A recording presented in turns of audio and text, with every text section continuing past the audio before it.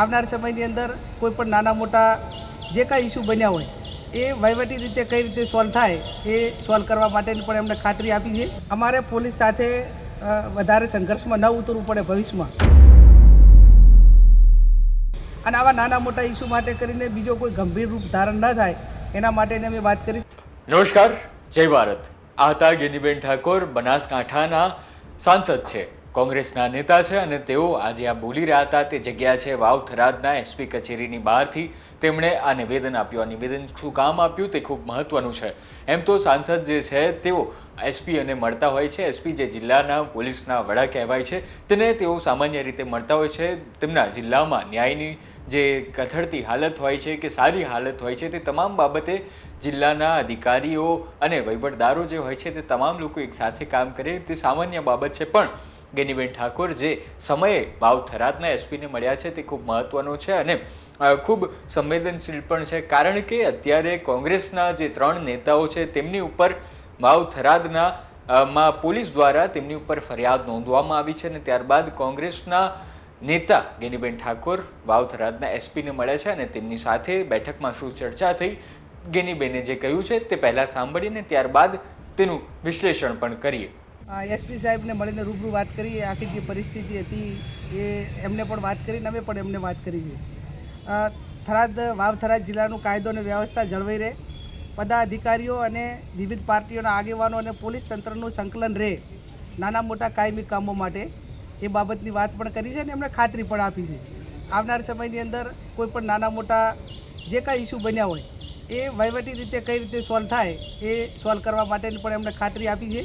અને પોલીસનું કામ કરે, પદાધિકારીઓ એમનું કામ કરે, કાયદો અને વ્યવસ્થા જળવાય અને લોકોની સુખાકારી વધે, એ સૌ આગેવાનોની ચૂંટાયેલા પદાધિકારીઓ અને બ્યુરોક્રેસી એટલે અધિકારીઓની બધાની જવાબદારી છે અને આ બાબતમાં સૌ સાથે રહીને કામ કરશે. 3 ઉપર થઈ જાય એના વિશે શું કીધું? 3 આગેવાનો ઉપર જે એફઆઈઆર કરી છે એ એના માટેની તપાસ પણ એમને સોંપી છે. જોઈએ, એમણે ખાતરી આપી છે કે આ બાબતમાં જે અધિકારી તપાસ કરે છે એ રિપોર્ટ આપ્યા પછી પોઝિટિવ પ્રમાણે અમારે પોલીસ સાથે વધારે સંઘર્ષમાં ન ઉતરવું પડે ભવિષ્યમાં, અને આવા નાના મોટા ઇસ્યુ માટે કરીને બીજો કોઈ ગંભીર રૂપ ધારણ ન થાય એના માટેની અમે વાત કરી છે અને એમાં એસપીશ્રીએ અમને પોઝિટિવ જવાબ પણ આપ્યો છે અને મદદ કરવાની પણ ખાતરી આપી છે. Thank you. તમે ગેનીબેનને સાંભળ્યા, એક સાંસદની ભાષામાં, કોંગ્રેસના નેતાની ભાષામાં ખૂબ સારી રીતે તેમણે જે આખી વાત કહી તે ખૂબ સમજવા જેવી છે. તેમણે જે વાત કહી તેમાં સૌથી પહેલી વાત એ જ હતી કે આખો જે મામલો બિચક્યો છે જેમાં પોલીસ પર પણ સવાલ થઈ રહ્યા છે તો કોંગ્રેસના નેતાઓ પર પણ સવાલ થઈ રહ્યા છે, ત્યારે ગેનીબેન ઠાકોરે બહુ સરળ રીતે કહ્યું છે કે આમાં જે તંત્ર છે તેમણે પણ અને નેતાઓએ પણ તમામ લોકોએ સારી રીતે સુમેળ ભરીને કામ કરવું જોશે, તો જ પ્રજાની સુખાકારી થશે. અને જતાં જતાં તેમણે અંતમાં ચીમકી પણ આપી દીધી કે અત્યારે તો તેઓ રિપોર્ટ તૈયાર કરી રહ્યા છે અને પોઝિટિવ તેઓ લઈ રહ્યા છે, પણ રિપોર્ટના બાદ તેમને કોઈ કચાશ દેખાશે તો તેઓ કદાચ કંઈક આગળ પગલાં ભરી પણ શકે છે તેવું પણ તેમણે જણાવ્યું હતું. તેમણે આખા બાબતે એટલા માટે કહેવું પડે છે કારણ કે કોંગ્રેસના 3 નેતાઓ ગીતાબેન નાઈ, સિદ્ધરાજસિંહ ચૌહાણ અને પ્રધાનજી ઠાકોર જે નેતા છે વાવ થરાદમાંથી આવે છે અને તેમના ઉપર અત્યારે પોલીસે ફરિયાદ કરી હતી. કોંગ્રેસના નેતાઓએ પણ સામે પોલીસ ઉપર ફરિયાદ કરી છે. પણ આખો મામલો બિચક્યો હતો 5મી તારીખે થરાદમાં કલેક્ટર કચેરી.